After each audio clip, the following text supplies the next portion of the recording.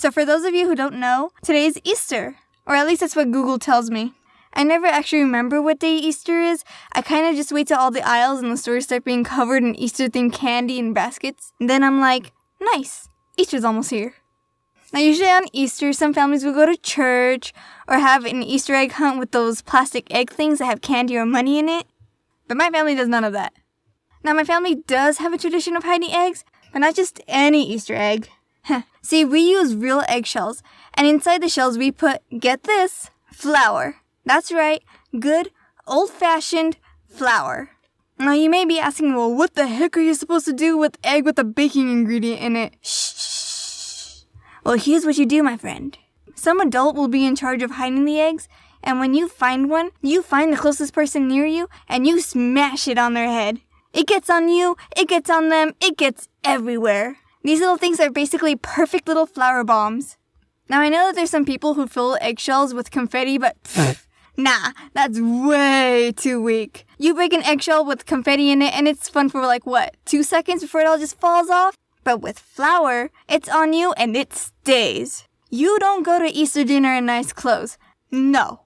You come in with old running shoes and clothes that won't restrain you from when you're trying to run away from your uncle who's carrying 5 eggs. Smashing these eggs on your family can be very therapeutic in a way. If you have something against your family member, this is your time to get your anger out. Like you'd see your cousin and think, this is for scratching my Mario Sunshine game 6 years ago. During this time, you trust no one. You don't know betrayal until you walk up to your sweet little grandma, completely unarmed, and when you think you're safe, you end up with an egg smashed in the back of your head, and you turn around and yell at whoever hit you, and it's just her.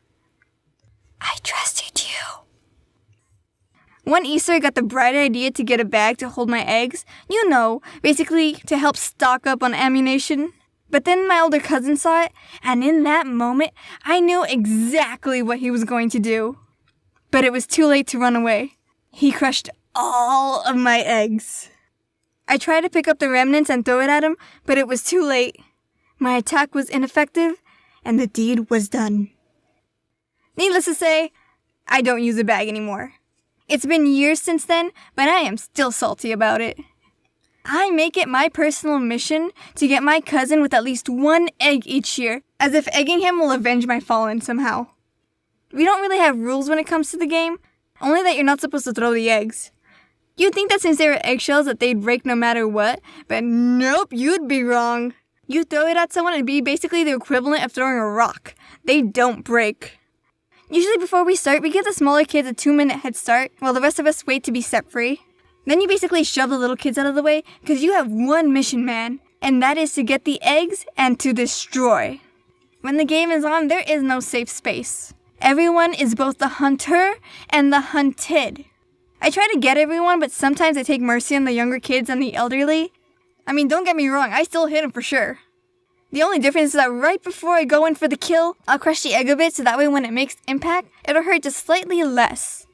Some people are just super hard to hit in general. Like back when my brother was in his high school track and cross-country glory days, it would be impossible to get him. It was so hard to get him that by the end of it all, we would all be looking like we got hit by a truck that was carrying powdered donuts, and there he'd be, completely powder-free. I remember that we were all really determined to get him one year, that when we were taking a group photo, we strategically boxed him in the middle, and then we completely egged him.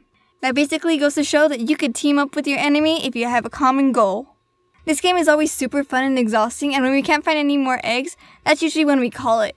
Getting the flour on is super fun, but I always look forward to getting it off because, oh man, that is an experience in of itself. See, my grandpa will get his leaf blower, and you see where this is going. I've never had a white Christmas before, but I can always look forward to having a white Easter.